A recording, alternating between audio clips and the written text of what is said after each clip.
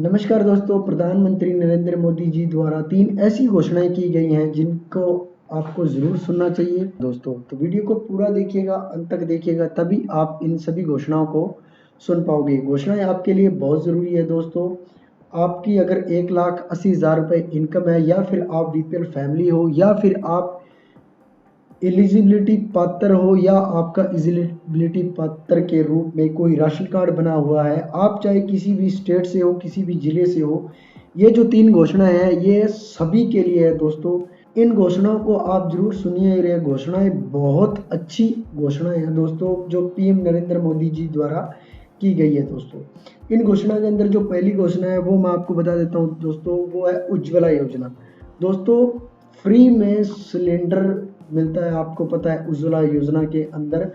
अब ये जो घोषणा की गई है, इस घोषणा के अंदर दोस्तों आपको 75 लाख लाभार्थियों को और जोड़ने की जो मंजूरी दे दी गई है। प्रधानमंत्री नरेंद्र मोदी जी ने कहा है कि जो परिवार इसका एलिजिबिलिटी पात्र होगा उसको सिलेंडर मुफ्त में दे दिया जाएगा दोस्तों।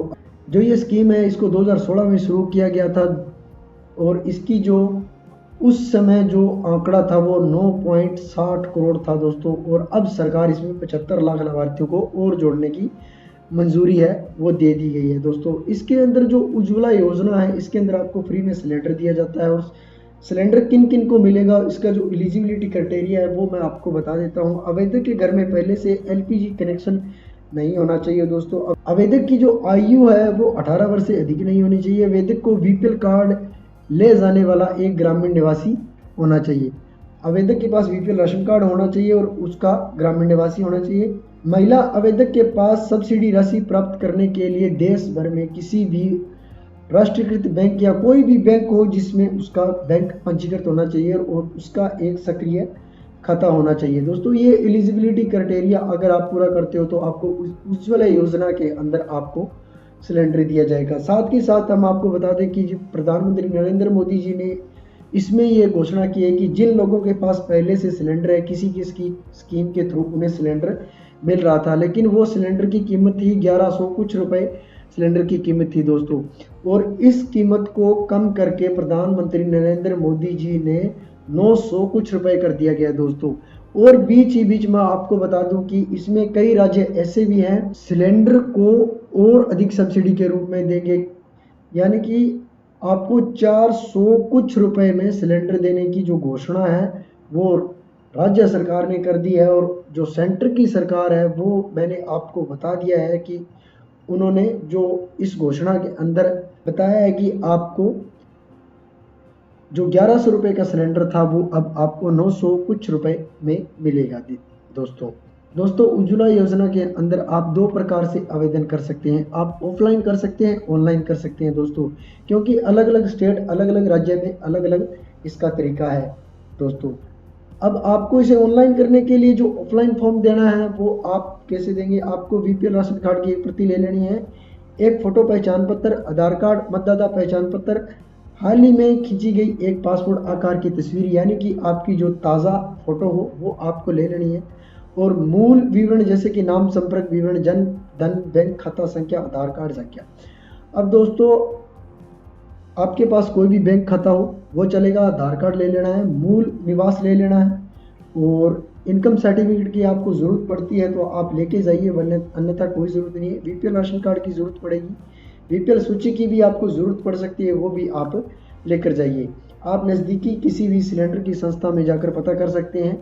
और अगर आप इसे ऑनलाइन करने का जो प्रोसेस है वो करना चाहते हैं तो वो मैं आपको नेक्स्ट वीडियो में आपको बता दूंगा कि इसका जो उज्ज्वला योजना का जो ऑनलाइन करने का प्रोसेस है वो कहाँ से होगा और किस प्रकार होगा और कौन कौन इसे अप्लाई कर सकता है दोस्तों। वो सारी जानकारी मैं नेक्स्ट वीडियो में दे दूंगा दोस्तों। तो ये जो एक घोषणा थी वो मैंने आपको बता दी। बीच में जो घोषणा प्रधानमंत्री नरेंद्र मोदी जी ने की है कि भाई आपको सिलेंडर अब सस्ता दिया जाएगा, इसके बाद की जो घोषणा है वो दोस्तों बहुत ही अच्छी घोषणा है। अब इसमें जो कौन कौन इसके एलिजिबल होंगे वो मैं आपको बता देता हूँ, बाकी बात इसकी बाद में करेंगे। बेघर परिवार, ऐसे परिवार जिनके पास रहने के लिए एक भी कमरा ना हो, ठीक है, ऐसे परिवार जिसमें 25 वर्ष से अधिक आयु वाला कोई भी सदस्य पढ़ा लिखा साक्षर ना हो, इस योजना का लाभ लेने के लिए आवेदक भारत का निवासी होना अनिवार्य है। आवेदक की उम्र 18 साल से अधिक नहीं होनी चाहिए। प्रधानमंत्री आवास योजना के अंतर्गत आवेदन करने वाले आवेदक का अपना कोई पक्का घर मकान नहीं होना चाहिए। आवेदक के परिवार में किसी भी सदस्य के पास खुद की प्रॉपर्टी नहीं होनी चाहिए। प्रधानमंत्री आवास योजना के आवेदनकर्ता की सालाना आय 3 लाख रुपए से ज़्यादा नहीं होनी चाहिए। आवेदनकर्ता का सरकारी बीपीएल सूची में नाम होना चाहिए। आवेदनकर्ता का नाम वोटर लिस्ट में होना चाहिए। अब उसके पास अनुसूचित जाति, अनुसूचित जनजाति, अन्य अल्पसंख्यक वर्ग से आने वाले उम्मीदवार भी इसमें शामिल होंगे। जिस परिवार में कोई 16 वर्ष से 59 वर्ष तक कोई भी पुरुष न हो उनको मिलेंगे। जिन परिवार में कोई 16 वर्ष से 59 वर्ष तक कोई वयस्क सदस्य न हो, ऐसे परिवार जिनके घर में किसी भी सदस्य के नाम पर कोई जमीन न और सदस्य जीवन यापन हेतु दिहाड़ी मजदूरी करता हो। दोस्तों ये तो था इसका एलिजिबिलिटी क्राइटेरिया जिनको आवास योजना मिलेगी दोस्तों। और ये दोस्तों मैंने जो एलिजिबिलिटी क्राइटेरिया बताया है ये है दोस्तों ग्रामीण लोगों के लिए जो गांव में रहते हैं दोस्तों। अब जो शहरी के अंदर पात्रता है उसके बारे में मैं आपको बता देता हूँ। जो उम्मीदवार शहरी इलाकों में निवास करते हैं तथा प्रधानमंत्री आवास योजना के लिए आवेदन करना चाहते हैं उनके पास इस प्रकार की योग्यता होनी चाहिए दोस्तों। पीएम आवास योजना हेतु आवेदक या उसके परिवार के सदस्यों के पास देश के किसी भी हिस्से में पक्का घर नहीं होना चाहिए। परिवार में पति पत्नी और अविवाहित बच्चे शामिल होने चाहिए। जिस नगर शहर में परिवार रहता है उसे इस योजना के तहत कवर किया जाना चाहिए। परिवार भारत सरकार द्वारा जारी किसी भी अन्य आवासीय संबंधित योजनाओं का लाभ नहीं लेता हो। जो आवास योजना के फॉर्म है वो जल्दी से ही स्टार्ट कर दिए जाएंगे। इसके अंदर प्रधानमंत्री नरेंद्र मोदी जी ने घोषणा कर दी है। अगर ये फॉर्म स्टार्ट किए जाते हैं तो दोस्तों जो लोग ग्रामीण हैं उनको अपने ग्राम पंचायत द्वारा वीडीपीओ ऑफिस में जाकर अपने फॉर्म को फिलअप करना होता है। और अगर शहरी की बात करें तो इनको ऑनलाइन अपने फॉर्म को फिलअप करना होता है। अब डॉक्यूमेंट एलिजिबिलिटी क्राइटेरिया की बात करें तो वो हम आपको जो नेक्स्ट वीडियो में ऑनलाइन करेंगे जो प्रोसेस, ठीक है, उसके अंदर आपको बता देंगे। और अब बात करते हैं दोस्तों आगे की घोषणा के बारे में, वो है आयुष्मान घोषणा दोस्तों। अब आयुष्मान कार्ड एक ऐसा कार्ड है इसके अंदर आपको किसी भी प्रकार की कोई भी बीमारी हो तो आप इसमें 5 लाख रुपए तक का मुफ्त इलाज करवा सकते हैं दोस्तों। यह विश्व की सबसे बड़ी हेल्थ स्कीम है। इसके जरिए करोड़ों निम्न आय वर्ग और मिडिल क्लास लोगों को 5 लाख रुपए का मुफ्त इलाज का लाभ मिल रहा है दोस्तों।